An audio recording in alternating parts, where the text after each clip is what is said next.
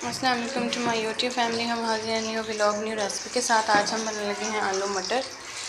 यहाँ पे हमने अपनी देगची ले ली है, इसमें हमने घी डाल दिया है, ये गर्म हो रहा है। साथ में हम इसमें ऐड कर देंगे प्याज।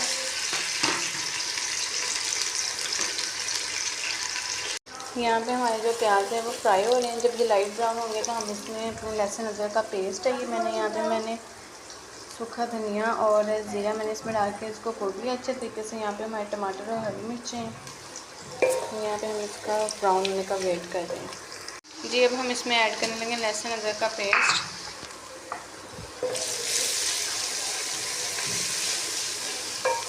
जी अब हम इसमें साथ ही ऐड करने लगे टमाटर और हरी मिर्च।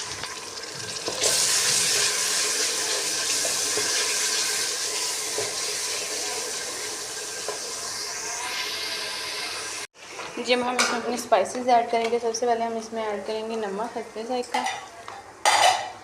दरा मिर्च 1 खाने का चम्मच और साथ में हल्दी पाउडर ऐड करेंगे 1 खाने का चम्मच।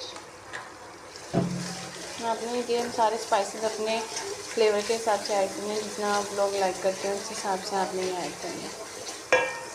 अब मैं इसमें शामिल करने लगी हूँ टमाटर। सबसे पहले हम इसमें टमाटर को डाल के 5 से 10 मिनट तक अच्छे से भूनेंगे। उसके बाद हम इसमें शामिल करेंगे आलू। यहाँ पे जो हमारे यहाँ मटर है वो भून चुके हैं। हम इसमें शामिल करने लगे हैं आलू और इनके भी भुनाई करेंगे। उसके बाद हम इसमें शामिल करेंगे पानी। ये हमारी सब्ज़ी भून चुकी है, अब हम इसमें ऐड कर देंगे पानी और अब हम इसको हल्की आंच पे छोड़ देंगे पकने के लिए। जी यहाँ पे हमारा आलू मटर का सालन पक के तैयार हो गया। अब हम इस पर गार्निशिंग कर देंगे हरे धनिया की।